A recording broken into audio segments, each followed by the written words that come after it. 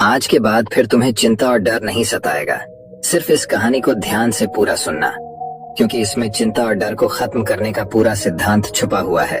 तो चलिए आज की मजेदार कहानी की शुरुआत करते हैं।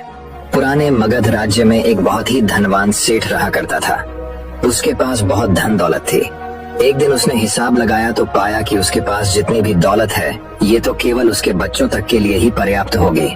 वह सोच में पड़ गया कि उसके बच्चों के बच्चे और फिर उनके बाद आने वाली पीढ़ियों के लिए धन की व्यवस्था कैसे होगी। धन के अभाव में तो उनका जीवन बहुत मुश्किल हो जाएगा।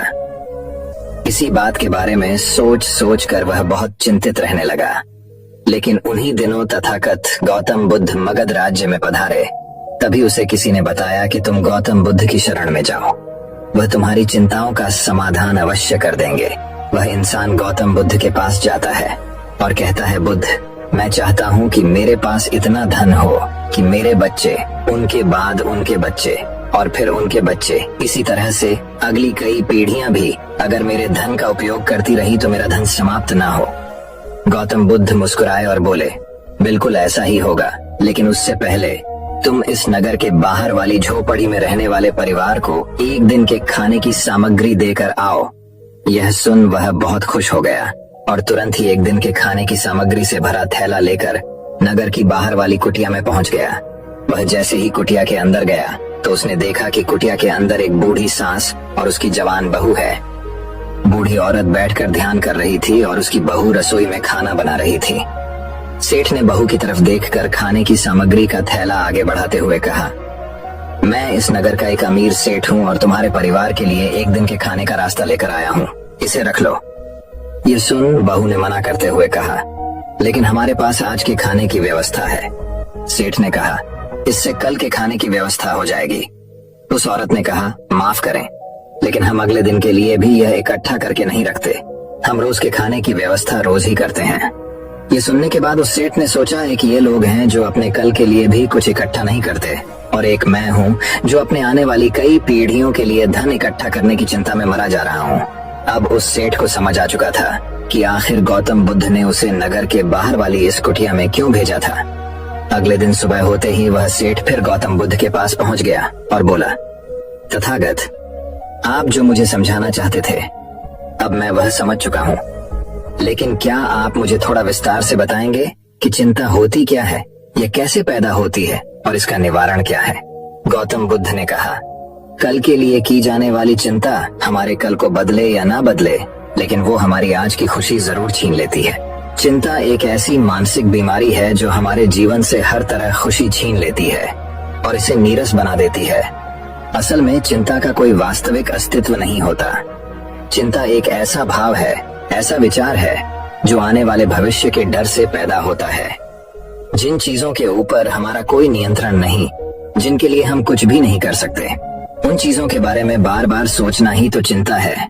गौतम बुद्ध ने आगे कहा, जरा एक बार गहराई से सोच कर देखो कि जिन चीजों में तुम्हारा बिल्कुल भी नियंत्रण नहीं, जिन्हें तुम चाहकर भी नहीं बदल सकते, अगर उन चीजों के बारे में तुम पूरा दिन ना भी सोचो तो क्या बिगड़ जाएगा।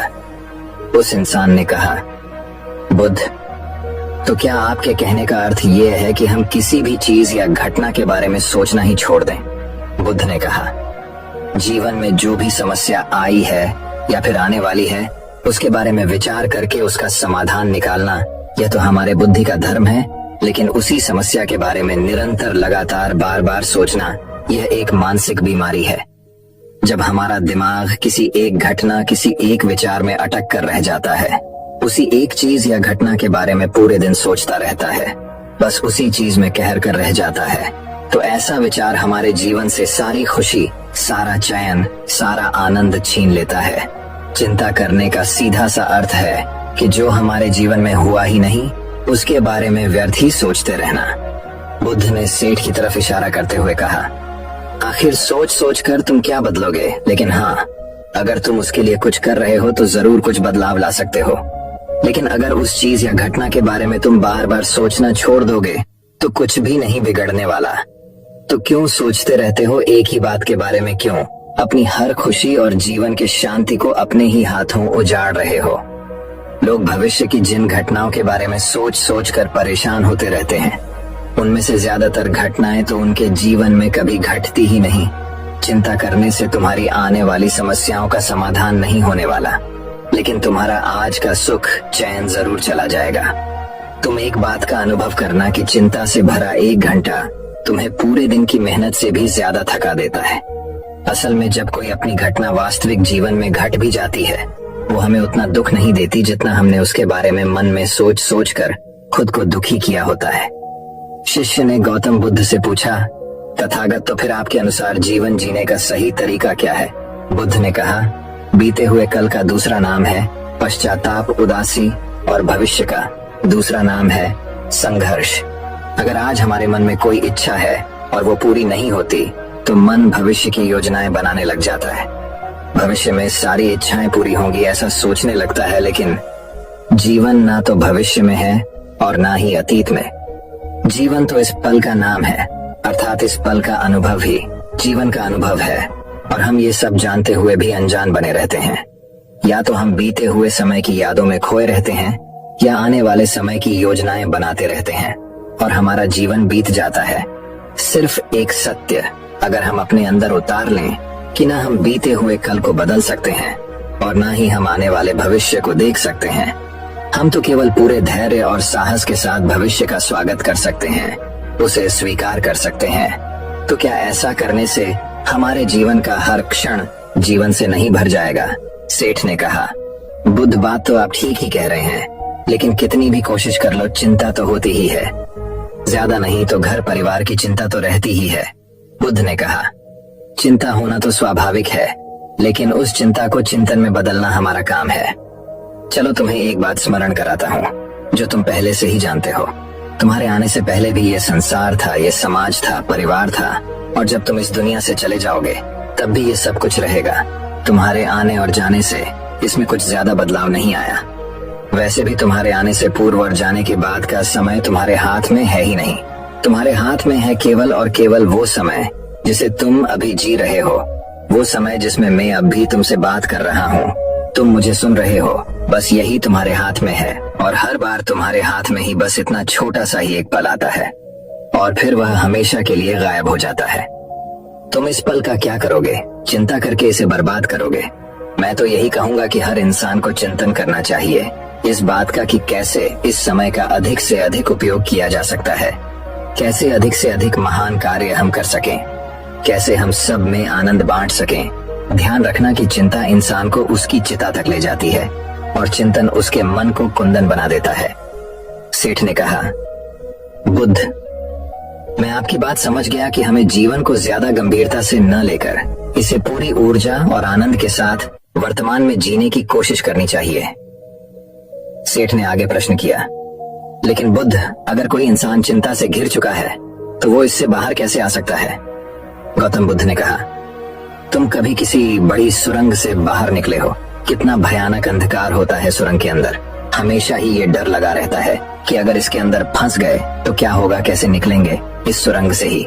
लेकिन अगर ध्यान से देखें तो सुरंग चाहे कितनी ही बड़ी क्यों ना हो, सुरंग के दूसरे किनारे पर हमेशा प्रकाश ही होता है, और उस प्रकाश तक वही पहुंच पाता है जो उस पूरी सुरंग को पार करके सुरंग के दूसरे दौर तक पहुंचता है। और ठीक इसी प्रकार हमारे जीवन में कई बार हम लोग खुद को निराशा और चिंता की काली सुरंग में फंसा पाते हैं, जहां से बाहर जाने का रास्ता नजर नहीं आता, और ऐसा लगने लगता है कि यह जीवन ऐसे ही समाप्त हो जाएगा। लेकिन ऐसी परिस्थिति में ठीक उस सुरंग की भांति इस निराशा और चिंता को समाप्त करने वाला आशा का प्रकाश उसे ही मिलता है, जो निरंतर आगे बढ़ता रहता है, जो लगातार प्रयत्न करता रहता है। इसीलिए अगर तुम्हारे जीवन में कभी भी उदासी और चिंता का पल आए तो रुकना मत, बस लगातार प्रयास करते रहना, तुम्हें सफलता अवश्य मिलेगी। अब तक सेठ गौतम बुद्ध की बातें समझ चुका था। उसने बुद्ध का धन्यवाद किया और वहां से चला गया। लेकिन उससे पहले दोस्तों कि मैं इस वीडियो को समाप्त करूं, मैं आपके साथ 5 ऐसे प्रैक्टिकल टिप्स शेयर करना चाहता हूं जिनका इस्तेमाल करके आप अपने लाइफ में आने वाली बहुत सी चिंताओं और परेशानियों को काफी हद तक कम कर सकते हैं। तो जो पहली सीख है वो ये है कि जीवन को ज्यादा गंभीरता से लेना छोड़ दें कि यह हो गया तो क्या होगा, वह हो गया तो क्या होगा, कुछ भी नहीं होगा। अगर कुछ हो भी गया तो आप उस परिस्थिति के अनुसार कोई ना कोई रास्ता निकाल ही लोगे। इस पृथ्वी को ब्रह्मांड में बनी हुई 450 करोड़ वर्ष पूरे हो चुके हैं, और अगर आप और मुझ जैसा कोई भी इंसान 100 साल चिंता करके चला भी जाता है तो इसमें इस ब्रह्मांड का कुछ भी नहीं बिगड़ने वाला। इसीलिए हर रोज खुद से ये बोलिए कि मुझे सिर्फ जिंदा नहीं रहना बल्कि जीना भी है। दूसरी सीख ये है कि हर छोटी छोटी बात के लिए चिंता करना छोड़ दें, जैसे ट्रैफिक में फंसने की चिंता, कोई छोटा मोटा पैसे का लॉस हो गया उसकी चिंता, आज ठंडा खाना खाना पड़ेगा इसकी चिंता, और ना जाने ऐसी कितनी फिजूल की चिंताएं हम अपने मन मस्तिष्क में लेकर रहते हैं। जरा एक बार सोच के देखिए कि जिस दिन आप अपनी आखिरी सांसें गिन रहे होंगे, क्या तब भी ये सारी परेशानियां आपको उतनी ही बड़ी लगेंगी जितनी आज लग रही हैं? नहीं ना। तब उस दिन ये सारी परेशानियां जो कि आज आपको पहाड़ जैसी लग रही हैं, एक छोटे से रेत के कण से भी छोटी लगेंगी। इसलिए हर छोटी बात के लिए चिंता करना छोड़ दें। तीसरी सीख, ये बात हमेशा याद रखें कि जीवन बहुत छोटा है। आप आज अभी और इसी पल भी मर सकते हैं। हम हर बात की चिंता इसलिए भी करते हैं क्योंकि हमें लगता है कि अभी हमारे पास बहुत समय है, हम बहुत सालों तक जिंदा रहेंगे। मरते तो दूसरे लोग हैं, मैं तो जीवित रहूंगा। इसीलिए लगातार खुद को याद दिलाते रहिए कि ज्यादा चिंता करने से कोई मतलब नहीं। हो सकता है कि आज का दिन मेरा आखिरी दिन हो। चौथी बात, आप यह स्वीकार कर लें कि इस दुनिया में कोई भी परफेक्ट नहीं होता। सबसे गलतियां होती हैं, इसीलिए लोगों को माफ करना सीखें। दुनिया में ईश्वर ने जो भी बनाया है सब बहुत खूबसूरत है। अगर हम उसमें अच्छाई नहीं देख पा रहे तो इसका मतलब ये नहीं कि वो चीजें खराब है, बल्कि इसका मतलब ये है कि अभी तक हम इतने मैच्योर नहीं हुए कि हम उस चीज में अच्छाई देख सकें। और पांचवी बात, लोगों की मदद करिए, बिना उन्हें बताइए। जब हम बिना किसी पर एहसान किए बस ऐसे ही उसकी मदद करते हैं तो हमें अंदर से एक गजब की शांति और सुकून का अनुभव होता है, जो हमें ताकत देता है किसी भी बुरी परिस्थिति से लड़कर उससे बाहर निकलने में। दोस्तों, हमें अपने जीवन में चीजों को लेट गो करने का एटीट्यूड डेवलप करना चाहिए कि कोई बात नहीं, जो होगा देखा जाएगा। कोई बात नहीं, जो हो चुका उसमें मेरा कंट्रोल नहीं था, अब जो होगा उसे मैं बेहतर बनाऊंगा।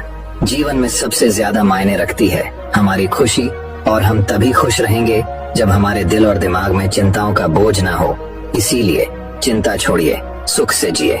तो दोस्तों, चिंता और तनाव के ऊपर एक और रोचक कहानी की शुरुआत कुछ इस प्रकार होती है। एक व्यक्ति का जीवन बहुत ही तनाव से भरा हुआ था। उसका पूरा जीवन तनाव और चिंता में ही कट रहा था। ऐसा लग रहा था मानो वह जीवन नहीं बल्कि तनाव को जी रहा है। जब तक उसका विवाह नहीं हुआ था उसे विवाह करने का तनाव था। विवाह हो गया तो पत्नी और घर के खर्चों को चलाने का तनाव रहने लगा। बच्चे ना होने का तनाव रहने लगा। बच्चा हो गया तो उसकी शिक्षा और भविष्य का तनाव सताने लगा।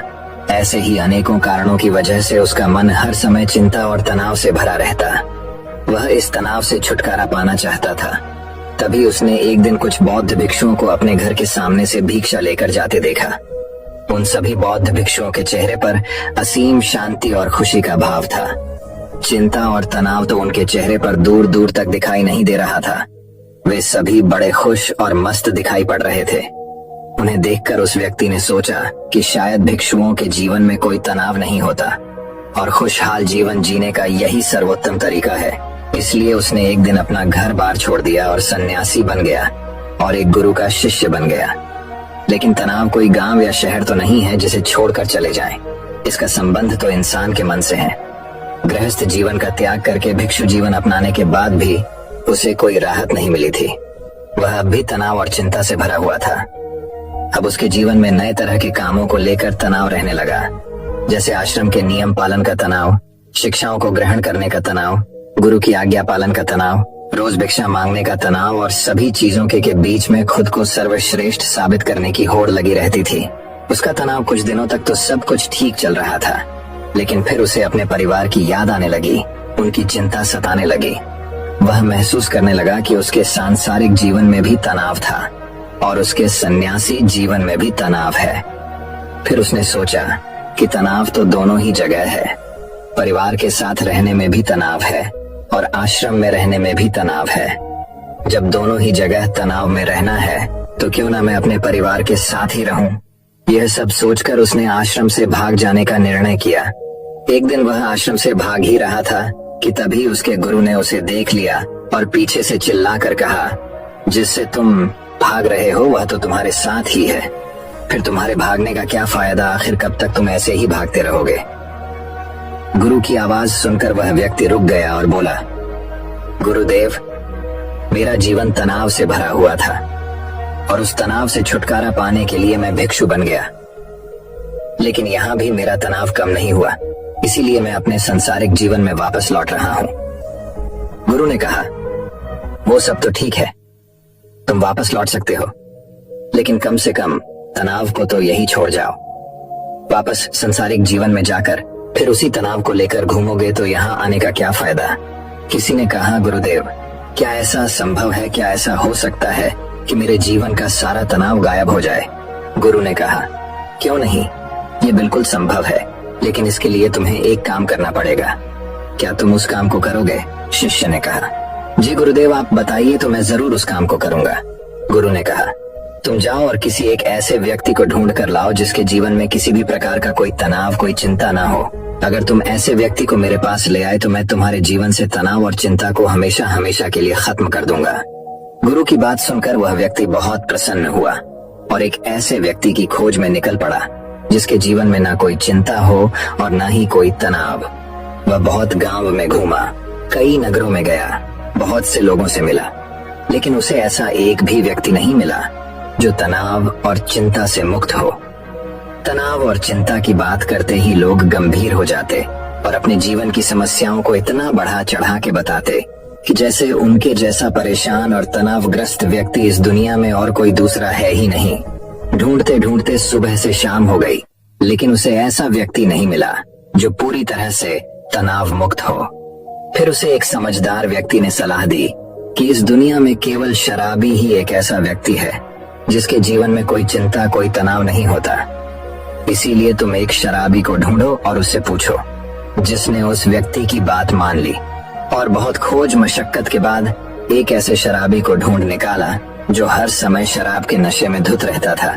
उसने उस शराबी से पूछा, मैंने सुना है कि तुम्हारे जीवन में कोई चिंता, कोई तनाव नहीं है, क्या यह बात सच है? शराबी ने लड़खड़ाती हुई जबान से उत्तर दिया, तनाव ये क्या होता है, ये किस चीज का नाम है, मुझे नहीं पता। ये सुनते ही शिष्य की खुशी का ठिकाना न रहा। उसने सोचा, चलो दिन भर मेहनत करने के बाद अंततः वह व्यक्ति मिल ही गया जिसकी मुझे तलाश थी।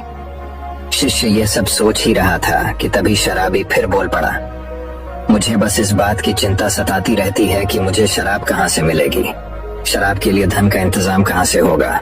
क्या तुम्हारे पास कुछ धन है? मैंने अपनी पत्नी से सारा धन छीन लिया है, लेकिन क्या तुम कुछ मदद कर सकते हो?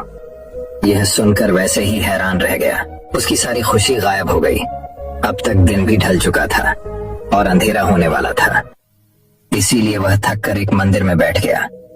वह बहुत हताश और निराश था। वह सोचने लगा, क्या इस दुनिया में कोई भी तनाव मुक्त नहीं है? तभी एक छोटा गरीब बच्चा उसके पास आया और बोला, बहुत जोरों की भूख लगी है, क्या कुछ खाने को मिलेगा? वैसे ही उस बच्चे की तरफ देखकर बोला, जब तुम जैसे छोटे बच्चे के जीवन में भी चिंता और तनाव है तो बड़ों का क्या हाल होगा? बच्चे ने कहा, महात्मा जी, चिंता और तनाव नहीं, केवल भूख है, क्या आपके पास से कुछ भोजन मिलेगा? बच्चे की यह बात सुन वह अचानक बहुत प्रसन्न हो गया, जैसे उसे कुछ प्राप्त हो गया हो। उसने अपने झोले में से कुछ भोजन निकालकर उस बच्चे को दिया और वहां से भागता हुआ सीधा गुरु के पास पहुंचा और बोला, गुरुदेव, बहुत ढूंढने के बाद भी मुझे ऐसा एक भी व्यक्ति नहीं मिला जो तनाव मुक्त हो, जिसके जीवन में कोई भी चिंता ना हो। सभी के जीवन में कुछ ना कुछ चिंताएं हैं। जिसके पास धन नहीं है उसे धन की चिंता है, जिसके पास धन है उसे और अधिक धन कमाने की चिंता है। जिसके पास प्रेम नहीं है वह प्रेम के लिए चिंतित है, जिसके पास प्रेम है वह प्रेम से चिंतित है। जिसके पास काम नहीं है वह काम के लिए ही परेशान है, जिसके पास काम है वह काम से परेशान है। दुनिया में हर इंसान हर स्थिति में किसी न किसी वजह से परेशान है और तनावपूर्ण जीवन जी रहा है। लगता है इस तनाव से छुटकारा पाना संभव ही नहीं है। गुरु ने कहा, तनाव से छुटकारा पाना भी संभव है, लेकिन इसके लिए तुम्हें कुछ करना पड़ेगा। इसके बाद गुरु कुछ गीली लकड़ियां लाकर शीशे के सामने रख देते हैं और कहते हैं, इसमें आग लगाओ, जिसे उन गीली लकड़ियों में आग लगाने का बहुत प्रयास करता है लेकिन उसमें आग नहीं लगती। तो वह कहता है, गुरुदेव ये लकड़ियां तो गीली हैं, फिर इसमें आग कैसे लगेगी? गुरु ने कहा, तो अब तुम क्या करोगे? इन लकड़ियों को सुखवाओगे या बैठकर चिंता करते रहोगे कि अब मैं क्या करूं? इन लकड़ियों में आग तो लग नहीं रही। क्या तुम्हारी चिंता करने से लकड़ियां सूख जाएंगी, या फिर तुम थोड़ी सी मेहनत करके कुछ सूखी लकड़ियां इकट्ठा करोगे और आग लगाओगे?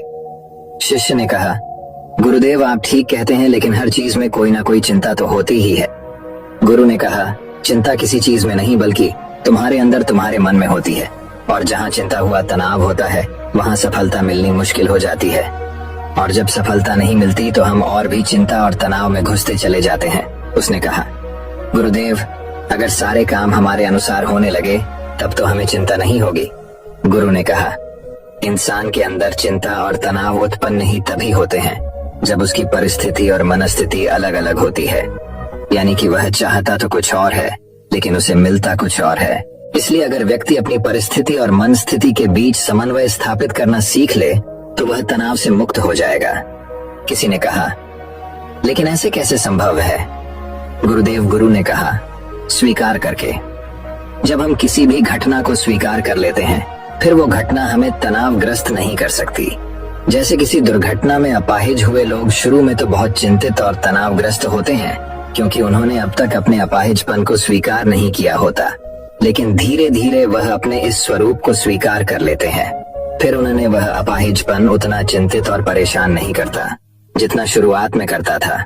गुरु ने आगे कहा, जीवन में कुछ समस्याएं होती हैं और कुछ समस्याएं हम खुद निर्मित कर लेते हैं सिर्फ सोच सोच कर, जबकि असल में वह समस्या होती ही नहीं है।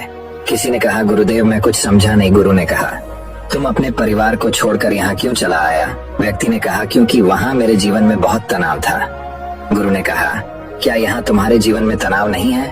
उसने कहा, हाँ तनाव तो यहाँ भी है।